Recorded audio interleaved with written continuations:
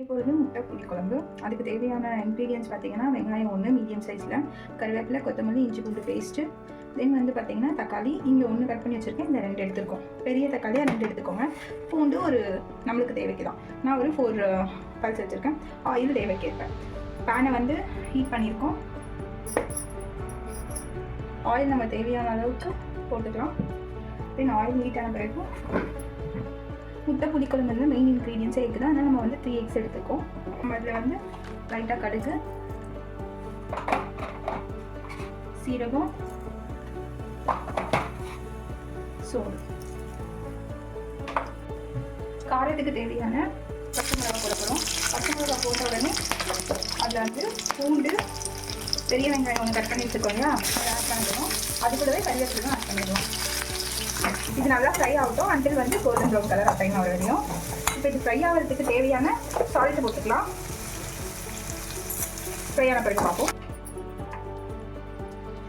இப்போ நம்ம ஆட் பண்ண போது இஞ்சி பூண்டு பேஸ்ட் உங்களுக்கு தேவையான அளவு ஆட் பண்ணிக்கலாம்.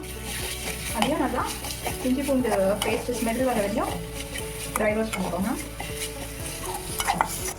இப்போ நம்ம வந்து அந்த ஒரு தக்காளி வெட்டி வச்சுருக்கோம்ல மீடியம் சைஸில், அதை ஆட் பண்ணிப்போம்.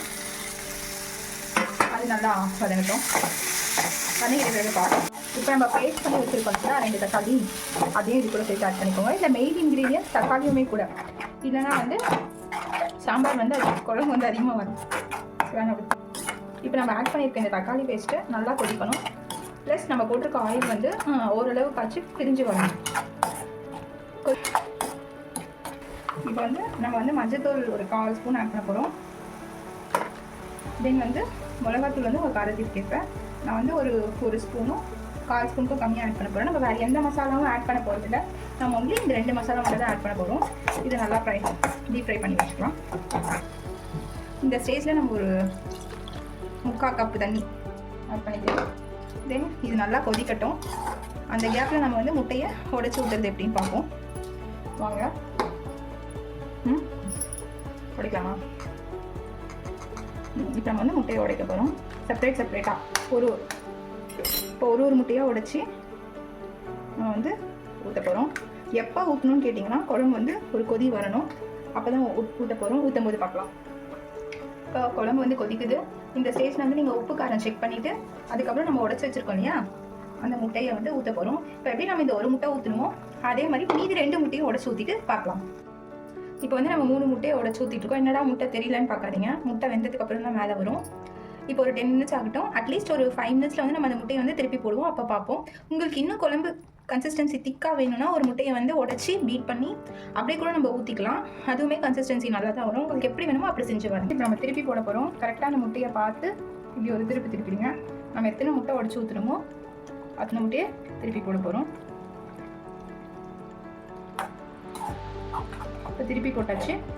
இப்போ இந்த ஸ்டேஜில் வந்து நம்ம மல்லி இலை அதை வந்து மேலே வந்து தூவி விட போகிறோம்.